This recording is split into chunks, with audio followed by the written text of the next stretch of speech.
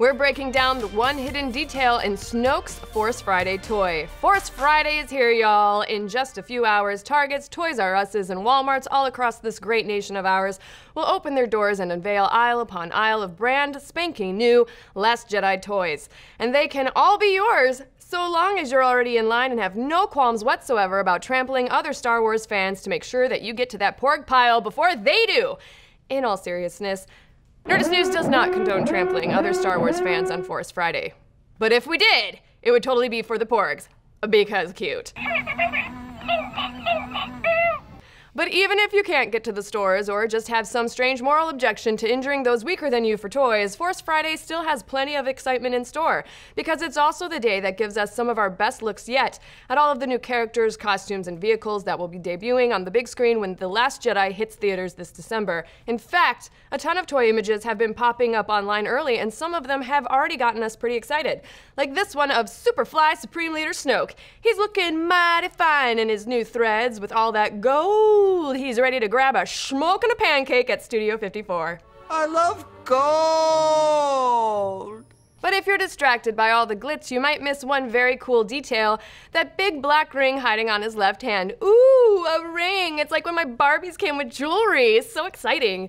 Now, the ring actually confirms a long-standing rumor about the #1 bad boy of the First Order, and it digs deeper into the sinister past of the entire Star Wars universe. Basically, it all ties into the new importance the franchise has been placing on kyber crystals. The lightsaber-powering gems were never mentioned in the OG trilogy, but we've seen them popping up a lot lately. Now, we've seen them in both Rebels and Clone Wars, expanded universe books like Aftermath, and they finally appeared in the series proper last year when Jyn wore one around her neck in Rogue One. Some have even speculated that Luke might be rocking a necklace in The Last Jedi, which also contains a kyber crystal. But what does all this have to do with Snoke's ring? Now that can't be a kyber crystal, right? It's pitch black. It's not like Star Wars is going to introduce dark lightsabers all of a sudden, are they? Well, no. Because they already did, way back in the Clone Wars. The Dark Saber played a major part in that series, getting passed down from Darth Maul to Darth Sidious, and then eventually landing in the hands of the Rebel Alliance and Rebels. Now, we're not sure if the crystal on Snoke's finger is the same one that powers the Dark Saber from those shows.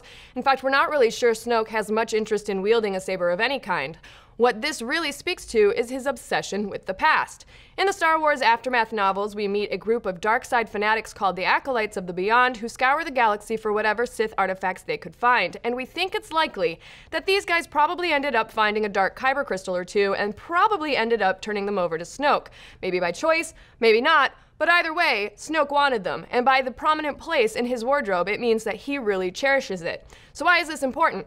Well, because for all the talk the First Order does to try and separate itself from the Sith and the Empire, at the end of the day, they're a lot more connected than they say. We see it clearly in Kylo Ren's obsession with his grandpa, his all-black getup, red lightsaber, and his most prized possession, the charred Vader mask that we saw in The Force Awakens, but now we see that obsession goes all the way to the top. It's like Maz Kanata says, evil takes many forms, the Empire, the Sith, the First Order, but actually, it's all the same, and Snoke's just another go-around in the big evil circle of life that's been plaguing the galaxy for generations.